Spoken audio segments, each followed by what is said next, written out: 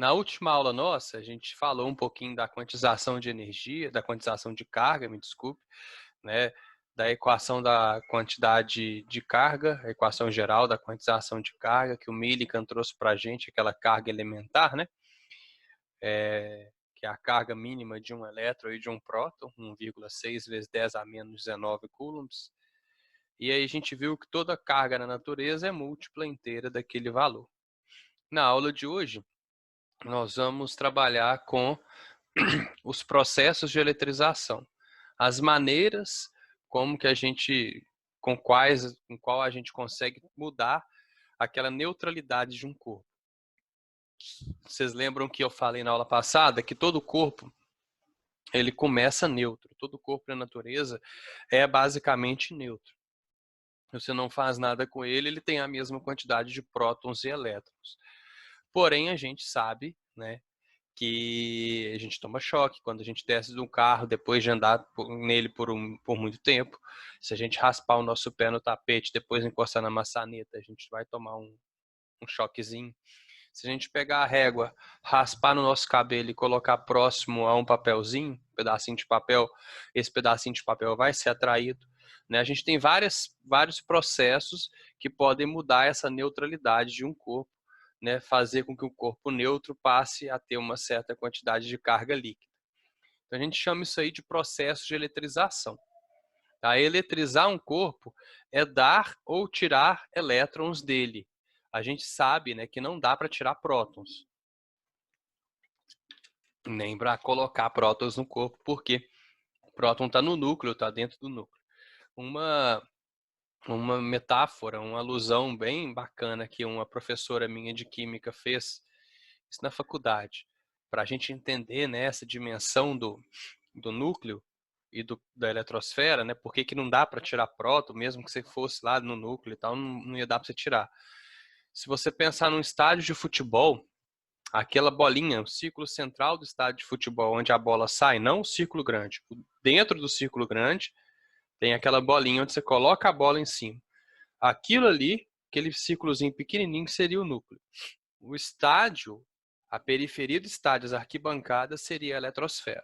Então, o núcleo é muito menor do que a eletrosfera. Essa representação que a gente faz no dia a dia é bem didática, né? Tá? Então, por isso que a gente só tira e dá elétrons para um corpo. A gente tem três maneiras de eletrizar um corpo. A gente pode eletrizar esse corpo através do atrito. Atritar mesmo é raspar um corpo no outro. Sempre que você raspa dois corpos de materiais diferentes, eles vão se tornar eletrizados, vão deixar de ser neutros e vão ficar eletrizados. Também pode acontecer através do contato, tá? Contato, a gente vai ver esses dois na aula de hoje. O terceiro aqui fica para a aula da semana que vem, que é a indução. No contato, a gente precisa de pelo menos um corpo já eletrizado. Então, você atrita dois corpos e aí você vai, pega um deles e encosta em outro. Encostar é o contato. É diferente de raspar, de atritar. E por último tem aqui a indução, que é uma maneira com a qual você eletriza um corpo sem atritar e sem encostar. É uma terceira maneira, que é a eletrização por indução. Nesses três processos, vale essa regrinha aqui. Ó. Se o corpo é um corpo que recebe elétrons, ele sempre vai ficar negativo. Lembra que todo corpo, no começo de qualquer coisa, ele está neutro, né? A gente não fez nada, pegou um corpo, ele está neutro. Se esse corpo neutro, que tem a mesma quantidade de prótons e elétrons, recebe elétrons, o elétron vem com carga negativa. Então, o corpo vai ter um desequilíbrio, ele vai ter um excesso de carga negativa, ele fica com carga líquida negativa. Se um corpo doa elétrons para alguém, porque se alguém recebe, alguém tem que doar, né? Não existe criadouro nem sumidouro de elétrons. É uma frase que tem em todo livro de física, né? Criadouro, sumidouro, é um termo que a gente usa na física. Não existe um local no universo no qual o elétron é criado ou destruído. A mesma quantidade de elétrons que tem hoje é a quantidade de elétrons que tinha ontem, que é a quantidade de elétrons que vai ter amanhã. Tá? Ninguém cria e nem destrói elétrons. Tá? Então, Se alguém está doando, alguém está recebendo. Quem doa fica com carga positiva, porque você tem a mesma quantidade de prótons e elétrons. Quem perde elétrons fica com prótons, fica com carga positiva. Você não perde todos, mas você fica com excesso de carga positiva. Tá? Então, confunde às vezes a cabecinha do aluno, tá? Mas quem recebe elétrons fica negativo. Quem doa elétrons fica positivo. Tá? E uma diferenciação que a gente tem que fazer é numa terminologia. Né? Existem materiais que são condutores e materiais que são dielétricos. A gente não fala isolante como um termo correto, assim, a gente costuma falar dielétrico, porque isolante dá a impressão que existe um material que impede a passagem de corrente elétrica. Não existe. Dependendo da corrente elétrica, dependendo da quantidade de energia elétrica que tiver ali, qualquer material vai conduzir. Então a gente fala em condutor e dielétrico. Condutor é aquele cara que tem elétrons livres na superfície e tal, e que os elétrons nele conseguem se movimentar com facilidade. Por isso, ele permite a passagem de corrente elétrica através dele. O cara que é o dielétrico, ele tem poucos elétrons livres na superfície dele.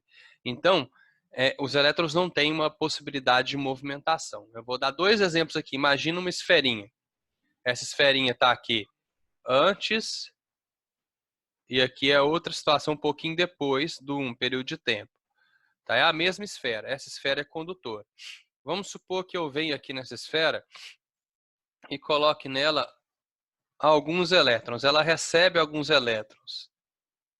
No momento em que eu colocar esses elétrons nessa esfera, se ela for condutora, eles vão começar a se mover na superfície dela, tentando achar uma configuração, um arranjo, no qual eles vão ficar igualmente distribuídos. E aí a gente chama isso aqui de equilíbrio eletrostático. Então os elétrons começam a se mover na superfície e vai aparecer essa situação aqui de equilíbrio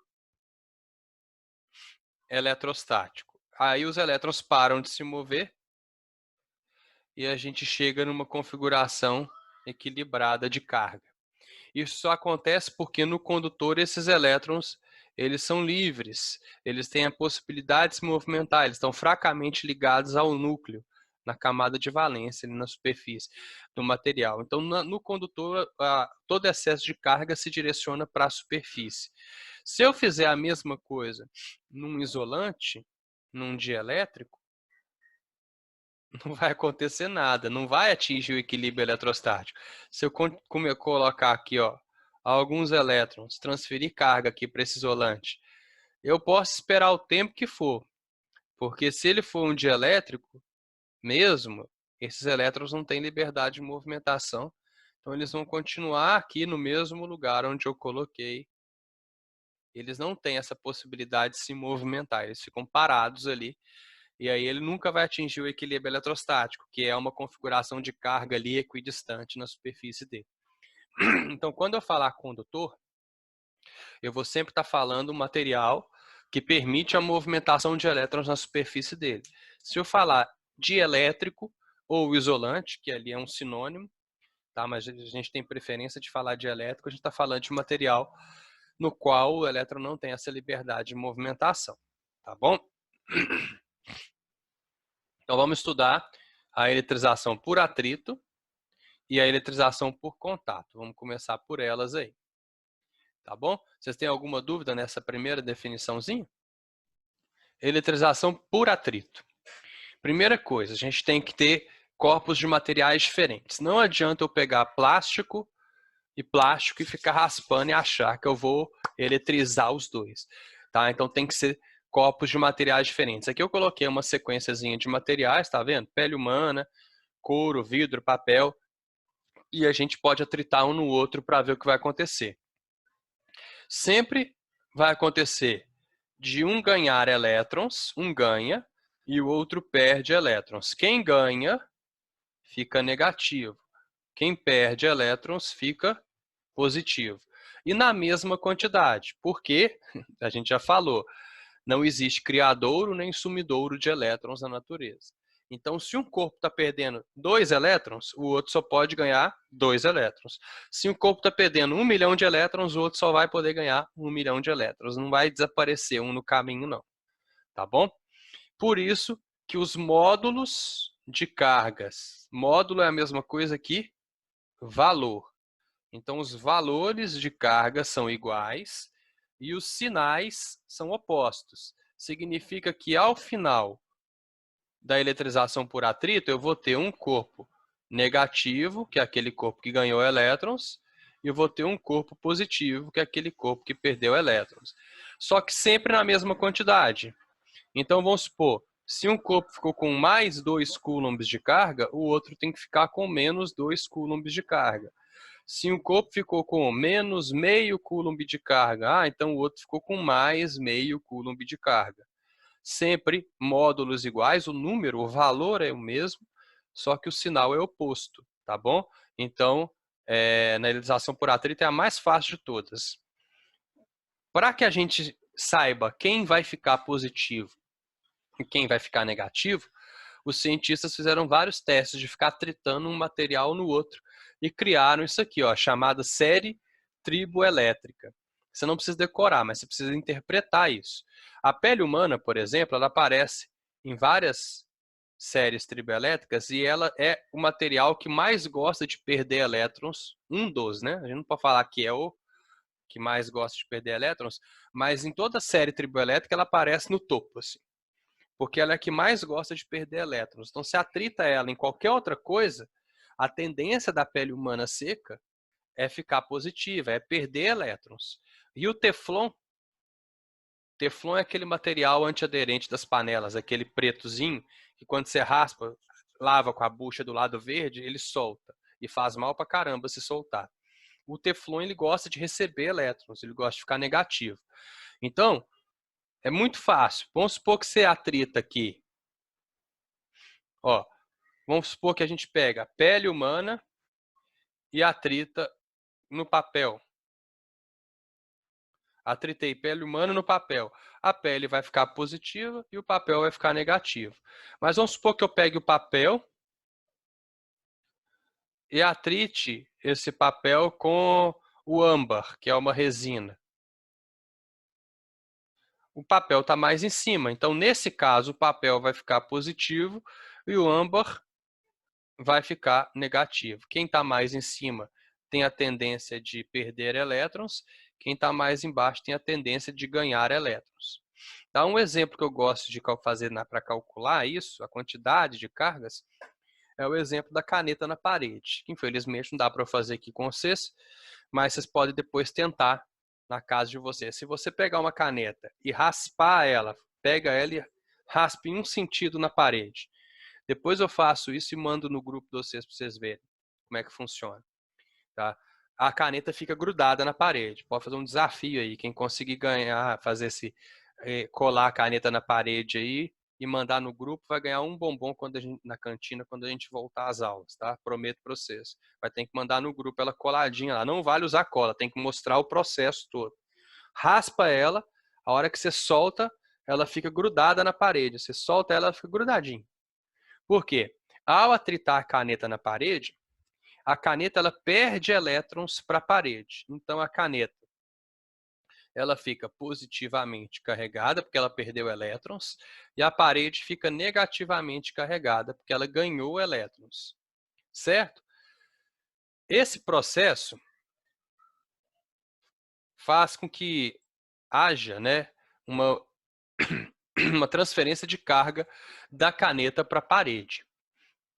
Vamos colocar um número aqui bem grande, assim, que a gente acha que tipo assim, 1 bilhão, 1 trilhão é muita coisa. Vamos fingir que aqui houve a transferência de 1 trilhão de elétrons da caneta para a parede. 1 trilhão, galera, é a mesma coisa que 1 vezes 10 a 12.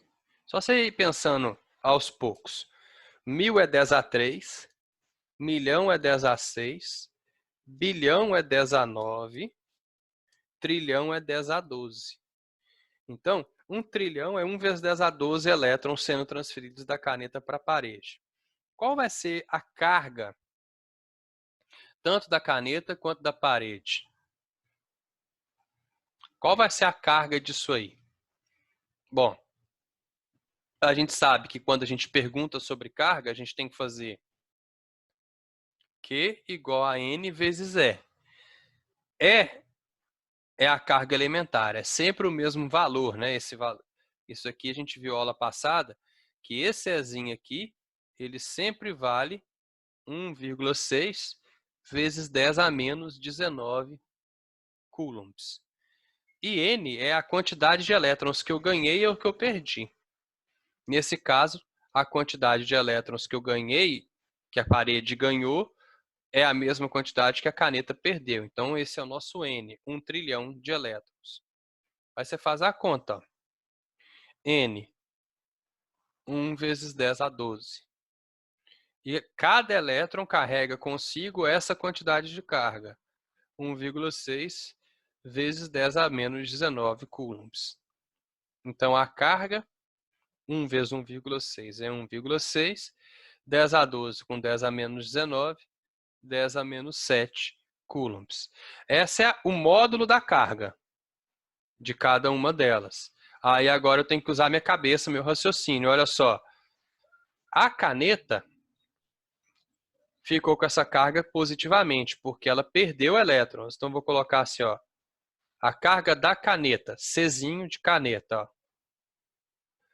é 1,6 vezes 10 a menos 7 coulombs. E a carga da parede, colocar o P aqui de parede, é igual a menos 1,6 vezes 10 a menos 7 coulombs. Por quê? Porque os módulos são iguais, mas os sinais são opostos, sempre. Entenderam aí o raciocínio? Tranquilo? Sempre um positivo, que é aquele cara que vai perder elétrons, e o outro negativo, que é aquele cara que vai ganhar elétrons. A eletrização por atrito, ela é preferencialmente feita em materiais isolantes. Por quê? Porque eu quero atritar dois corpos de materiais diferentes. Se esses materiais forem, aqui, ó, imagina que eu atrite materiais condutores. Eu estou segurando o material condutor, eu vou atritando em outro, toda a carga que eu estou criando nesse material condutor, ele vai passar para a minha mão, para o meu braço. Então não vai funcionar. Então é melhor que eu pegue dois corpos isolantes, dielétricos, e atrite um no outro.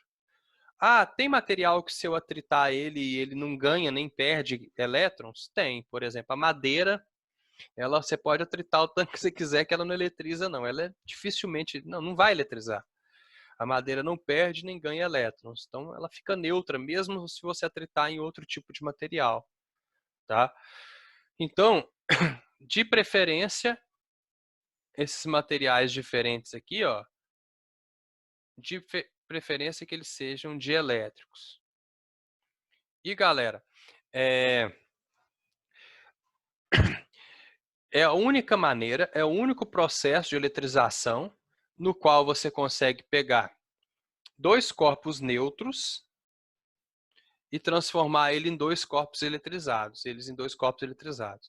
Então eu pego um corpo neutro, outro corpo neutro, atrito no outro. Um fica positivo e o outro fica negativo. É como se eu criasse duas cargas. Na verdade eu não criei, eu só tirei elétrons de um e transferi para outro. E aí aparece esses dois corpos eletrizados aqui, como apareceu no caso da caneta e da parede. A caneta e a parede estavam neutros, ambos neutros. A hora que eu atritei uma na outra, alguém perdeu, alguém ganhou elétrons, e aí apareceu dois corpos eletrizados. Mas você pode ver que na eletrização por atrito, se você somar as duas cargas, sempre vai dar zero.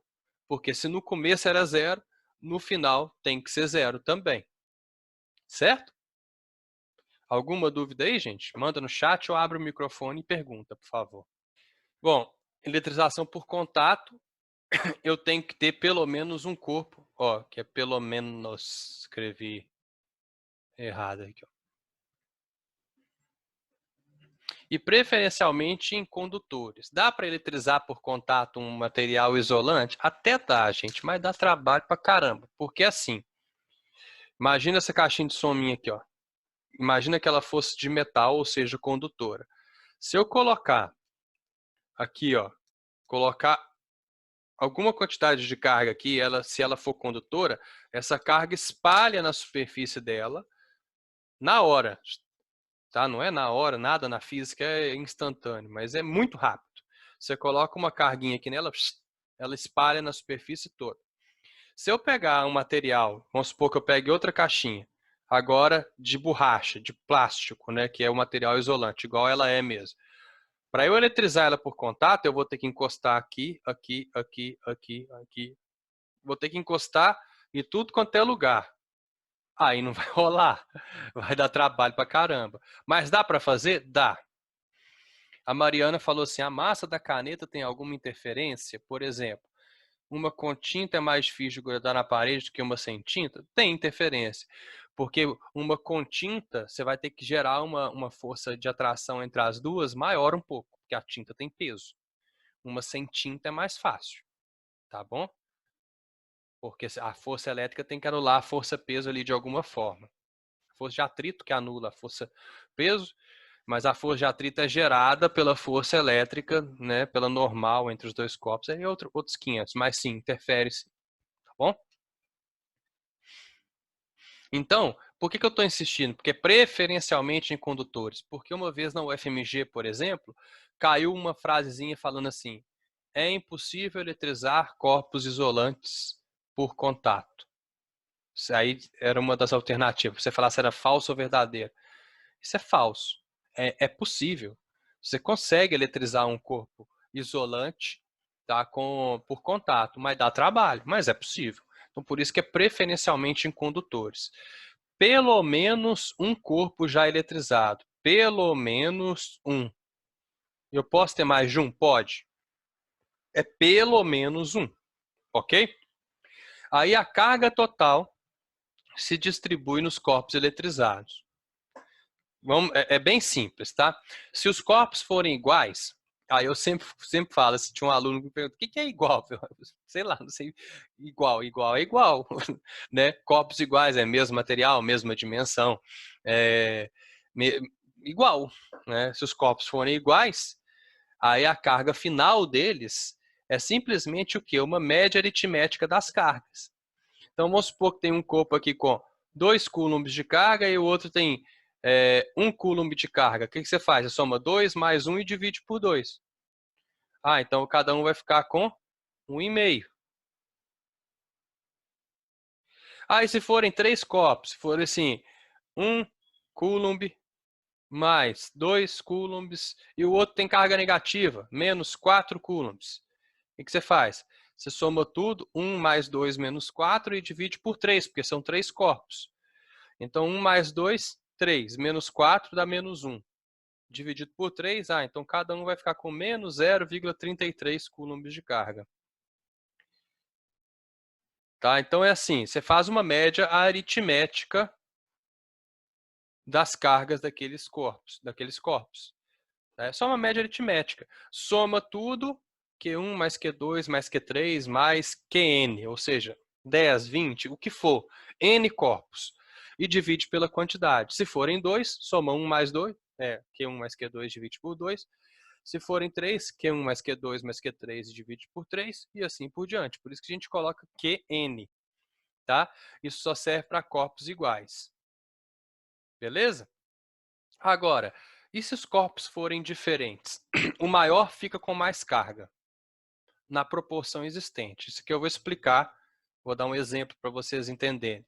Se um corpo for 2 vezes maior do que o outro, ele vai ficar com 2 vezes mais carga que o outro.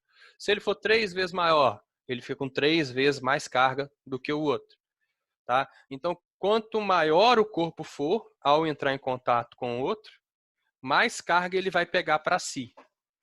Tá bom? Agora, não tem fórmula para isso, porque cada caso é um caso. Tem fórmula para a esfera, que é o exemplo que eu vou dar para vocês.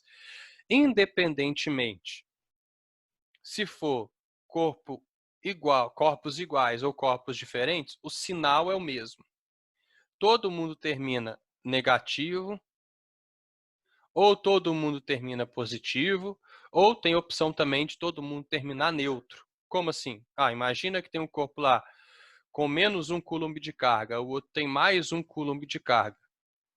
Aí eu encosto um no outro. Menos 1 com mais 1 dá 0, dividido por 2. Cada um vai ficar com 0 coulombs de carga. Neutralizou. Um neutralizou o outro. Um estava com falta de elétron, tinha excesso de elétron. Aí eles entraram num acordo e beleza. Um neutralizou o outro. Alguma dúvida nessa parte? Atrito, então, termina com sinais opostos e mesmo módulo. Contato termina todo mundo com o mesmo sinal. Se forem corpos iguais, também termina com o mesmo valor de carga. Se forem corpos diferentes, não. Beleza? Aí vai na proporção existente ali. Vou dar exemplos também. Então, eu vou dar 2 exemplos. Vamos começar esse da esquerda aqui, exemplo 1, no qual eu tenho 3 esferinhas, uma com carga 1 coulomb, 3 coulombs e menos 1 coulomb. São esferas idênticas, iguais. Tá, então, vamos colocar aqui. Aí vamos supor que eu faço alguns processos de toque. Primeira coisa, eu vou fazer encostar A em B. Tá? Então, eu vou encostar só a esfera A em B.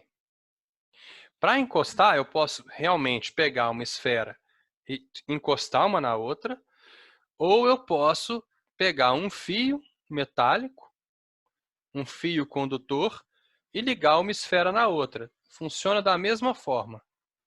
Então, vamos supor, vou encostar A em B, então vou ligar a esfera A em B. O que vai acontecer? Basta eu pegar a carga, já que elas são idênticas, né? Eu vou pegar a carga de A, que é 1 coulomb, somar com a carga de B, que são 3 coulombs, dividir por 2. Então, cada esfera, 1 mais 3, 2, dividido por 2, 2. Cada esfera vai ficar com 2 coulombs de carga. Então, ao final desse processo, eu vou ter as esferinhas assim. A, B, C. Como C eu não mexi nela, né? Aí eu vou manter a carga dela, ela continua com menos 1 coulomb, mas a carga de A e de B mudou. Agora, cada uma tem 2 coulombs de carga. E aí, quem transferiu elétrons para quem? Gente, porque a transferência aqui é só de elétrons. Né? Mas uma é as duas são positivas, não pode ter transferido prótons. Não, nunca transfere prótons, esquece isso. E a regra é bem simples, depois vocês podem pensar nisso em casa para vocês entenderem. Sempre quem tem a menor carga transfere para quem tem maior carga. Então, 1 coulomb de carga foi transferindo elétrons para 3 coulombs de carga e ele foi ficando mais positivo. Quem perde elétrons, né, vai ficando cada vez mais positivo e quem recebe elétrons vai ficando cada vez menos positivo, até os dois igualarem a carga e atingirem o que a gente já aprendeu, que é o equilíbrio eletrostático. Agora, vamos supor que eu faça outra coisa aqui. Agora eu vou encostar B em C. Então, eu vou encostar B em C. A gente já falou, né? Quem tem a menor carga transfere para quem tem a maior carga. Menor carga é menos 1. Menos 1 é menor do que 2. Então, a esferinha C vai transferir para a esferinha B. Qual vai ser a carga deles ao final desse processo? Vamos ver. Menos 1 mais 2 dividido por 2. Então, dá menos 1 com mais 2 dá 1, dividido por 2, cada uma delas vai terminar com meio coulomb de carga. Beleza? Vamos lá desenhar as esferinhas de novo. Tem um tantão de exercício sobre isso nos livros e tal, e basta você ir fazendo aos pouquinhos. Então, a esfera A continua com 2 coulombs de carga. A esfera B agora vai ter meio coulomb de carga. E a esfera C vai ter meio coulomb de carga. Olha que bacana, o total de cargas é sempre conservado. Qual que é o total que eu tinha aqui? 1 com 3, 4, menos 1, 3. Olha o total aqui. 2 com 2, 4, menos 1, 3. Olha o total aqui, 2 com meio, 3. Então, o total de carga sempre é conservado, independentemente de quantos processos eu fizer. É uma maneira de você conferir se você está fazendo certo ou errado. E se eu encostasse as 3 ao mesmo tempo? Era só somar tudo e dividir por 3, já que elas são idênticas. Certo? Ficou claro aí como é que funciona? E quando eu tenho esferas que não são idênticas? Aí, por exemplo, uma esfera de raio R com carga de 20 coulombs e uma esfera de raio 2R com carga de menos 8 coulombs. Essa aqui está com falta de elétrons, essa aqui está com excesso de elétrons. O que eu faço? Vamos supor que eu encoste uma na outra, vou pegar um fio e ligar as duas esferas. Você liga, espera um pouquinho e tira. Esse esperar um pouquinho é para esperar elas atingirem o equilíbrio eletrostático. Aí você tira e acabou o processo já.